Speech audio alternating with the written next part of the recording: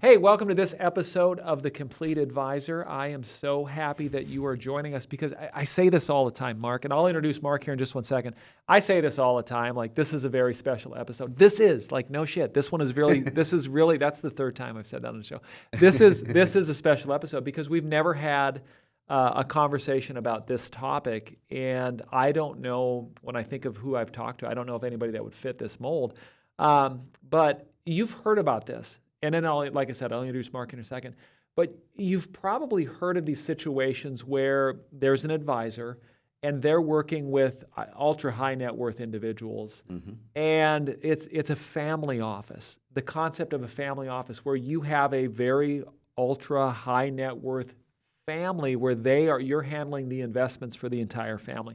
This is a total different animal. This is fascinating.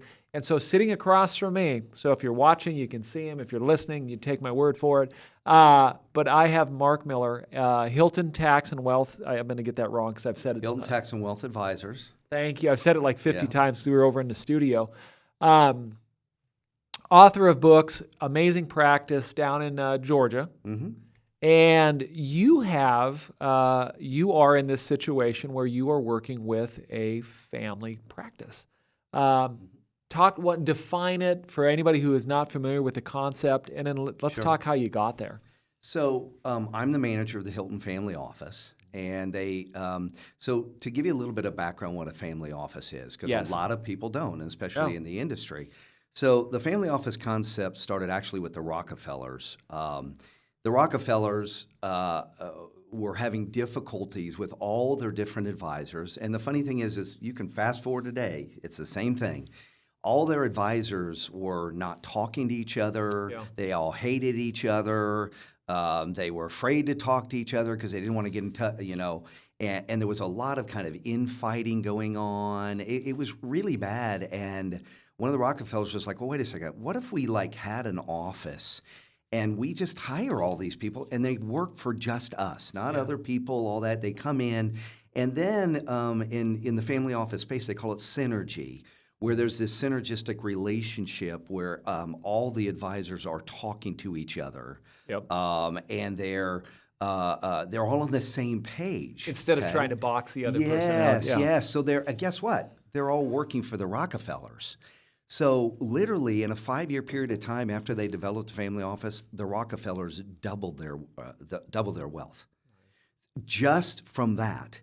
So what then happened was a lot of other wealthy families started, and that's what's called a single family office. And then that developed into what's called kind of a multi-family office, and where a bunch of wealthy families can get together, they're pooling resources, paying less in fees, they're bouncing ideas off of each other, they're having that synergistic relationship between all their advisors. And now in the 21st century, it's now moved to more the virtual family office. Now, what that means is it's generally, we have some of the Hilton family members in the office, but we have other people too that basically come together. And again, we're bouncing ideas off each other. But the virtual family office is not necessarily doing something on Zoom. That's not what it means. Sure. It means that we're going out and we're finding best-in-class resources using modern technology, the information revolution, to go out and get the best people and the best vendors, not necessarily the best people for the working in the family office, but vendors and all of that. And that's what's called a virtual family office. And that's what we're doing and what we're transitioning to, because before I became manager, they had a family office, a multi-family office that really was kind of disjointed, and none of the family members liked it, and there was infight, was all that stuff going on.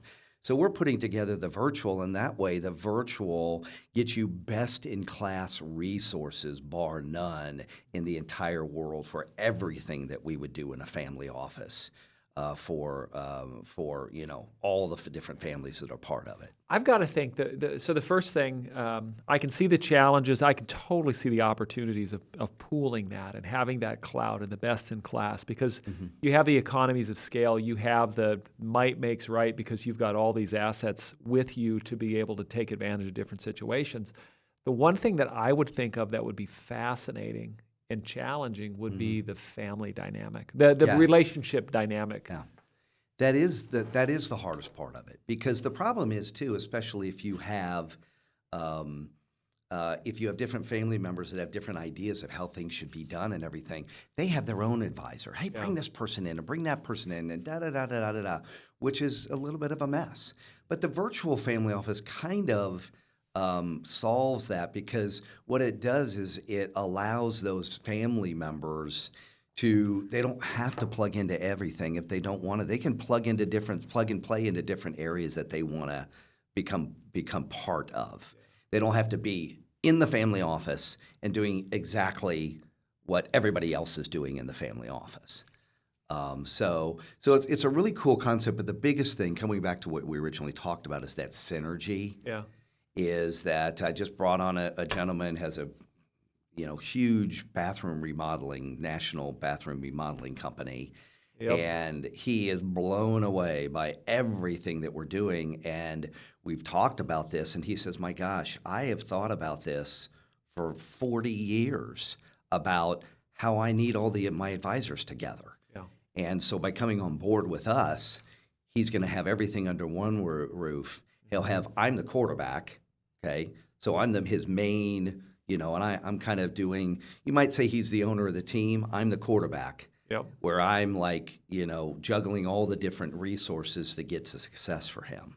So is there does the referral game look different? Well, yes and no.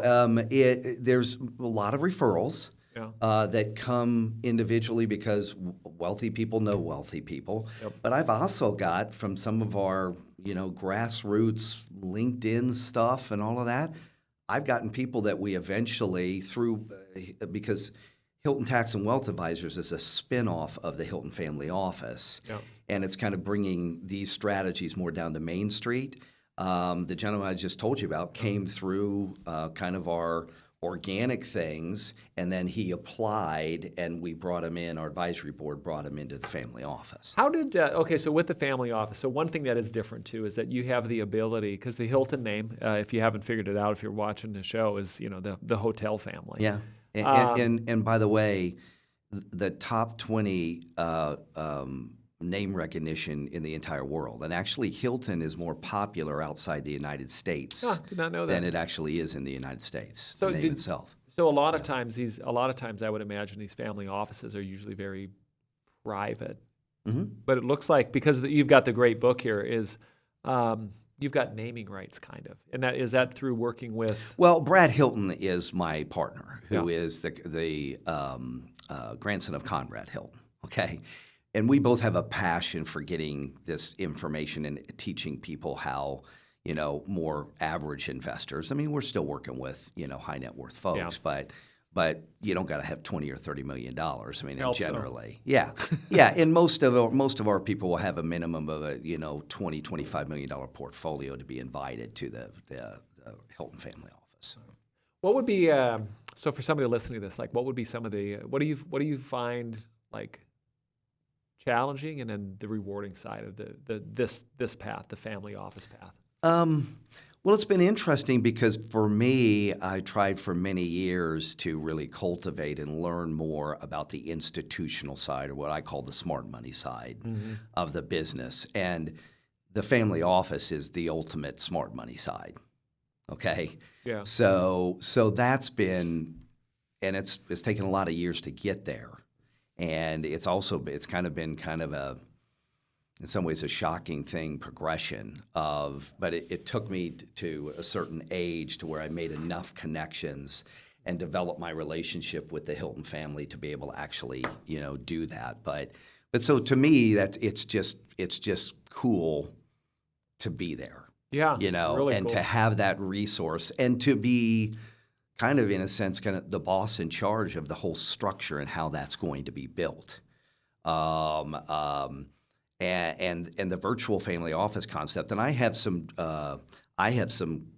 consulting relationships that have helped me with that, to be able to plug into all those virtual resources and then to provide that to the ultimate, the end client in the family office. So it's just been exciting. Do you think, and maybe this is fresh in my mind because I read both your books and we were in the studio next door, Is there more of an emphasis on tax mitigation with high net worth individuals than maybe the regular folks? Oh, yeah.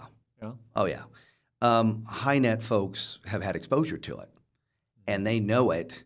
And, I always tell this story. I don't know if you remember years ago, and there'll be some people that remember this that are on the podcast here. But years ago, there was a Time magazine cover with Warren Buffett and Bill Gates on it, and the headline was, "We're giving away all our money." Yeah. Okay. And I remember even at that time, Yeah. and that was a long time ago, I started to understand and started the institutional side, and I knew that's just a big hoax. Okay, that if they gave away all their money, how are they still on the Forbes 100 Exactly. wealthy? Why is that? It's because the wealthy have known for years that one of the biggest ways to build your wealth greater is to save on taxes. Well, basically what they were doing is putting all their money in advanced foundations and trust structures to virtually pay no taxes, okay? Which in their case, when you're a billionaire, if you pay no taxes, it means that you just put, $2 or $3 billion a year back into your pocket. Exactly. If you're a multi-billionaire. So anyway, I always tell that story because even back then, before when I was kind of a newbie to it, I was like, wait a second, there's something not right There's about it, something and going time on. has proved that out, right? Yep. So the public, the regular consumer, thought, oh wow, isn't that wonderful of Bill Gates and Warren Buffett to give all their money away? Which, by the way, they're still doing good work. Don't get me wrong. Absolutely. And that's what's great about some of these people that are very wealthy. They can do that, but they can still get advantages, not only in the tax side, but various other things that they can do to get advantages from doing that. So That's interesting. And you've taken that knowledge. You've done some books, which are fantastic. And the Hilton Wealth book is kind of the culmination of really what the Hiltons do and what the wealthiest of the wealthy truly do to invest. And now the challenge we had with Brad Hilton, it was like, well, how are we going to bring this down to more of a level that people that have 250,000, 500,000, a million invest? How can we bring these advanced strategies down? And that's ultimately when, and your folks that are listening to this know the whole bucket concept. Yep. That's a great concept. It's simple. People understand it. Yeah, it's very understandable. It's a great way to present. Well, at first I thought, wow, that's not going to work. And Brad and I said, no, this is not going to work because, it's too simple. It's too simple. No, I mean, when you really think about it, when we're talking with the wealthiest of the wealthy, the simpler the better. I've got clients that are worth $50, $60, $70 million, and they are clueless about money. They're running their businesses. I mean, they know everything about their business. They're very well connected. They know how to run their business, but they're like clueless about money. I show them this, the bucket concept and show, hey, these different advanced strategies can go into different buckets. And they're like, oh, wow, I've never had it explained to me that way, I saw there years ago, there was somebody put out a survey, and it was the expectation of service, the expectation of understanding by household size, by asset size. Yeah. And the level of expectation that was the highest, that demanded the most attention, demanded the most communication, watched everything, and tended to be very critical was people that had less than, at that time, it was less than 50,000 of assets demanded, had the highest level of expectation, and the high net worth were more on the lines of like, well, let me know how it's going. Yeah. Well, really what it does boil down to, and everybody listening here, people hire us to take care of their money. That's right. Okay? And I learned this lesson in 2008, and we were talking about this earlier, that my wife had to beat it into me. But I had, I was starting to do a lot of money under management. I think I had like 60 or 70 million under management or whatever. And 2008 hit, and things were rocking and rolling. I was going, oh man, I'm going to start building this because I was doing tons of annuities and all that. I'm going to really build the money management side. And boom, 2008 hits. Well, I was working with Morningstar managed portfolios at the time, which were very good managed portfolios. By the way, and that's another topic, that was the whole 60-40 or 50-50 thing that people got slammed in 2008. And I had investment agreements with all these folks. Most of them wanted to be very aggressive with the money because we were being safe with other things.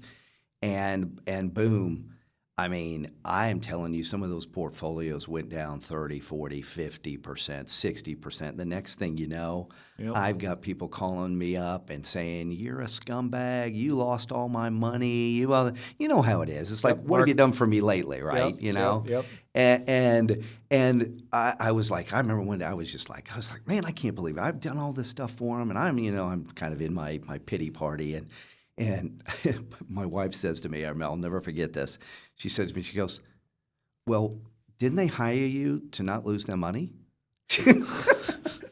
And I was like, Thanks, honey. "Oh, yeah. Well, in reality, Yeah, that's true. that's though. what they're doing, because guess what? They can lose money themselves. Yeah, They don't need to pay you to lose their money." yeah. So whether I was in the right or not, and whether they truly signed off and they wanted to be aggressive with that money, the reality is, in their mind, they were hiring me because I was better at not losing money than they're going to be. Yeah. You know what I'm saying? Yeah, I had an advisor tell me one time that it's not so much how much you make when the market's going great; it's how much you lose when the market's going down. Right. And that's why, That's in the your book too, kind of a version of that. Yeah, absolutely. That's why the wealthy of the wealth, they don't invest that way. They don't have the ability. Most of them don't have, and you see it again, Forbes 100 list. You don't see people dropping off that list and coming back, new people coming on and Yep. people going off. It's because they've got 60, 70% of their portfolio very safe, very secure. But are they gambling with the other 20 or 30? Yeah. Yeah. Very calculated gambles. And gambles that are a lot better on the smart money side than on the retail side of the business. So anyway, What do you think is the biggest thing you've learned or surprise that you had as you look back over working with family office?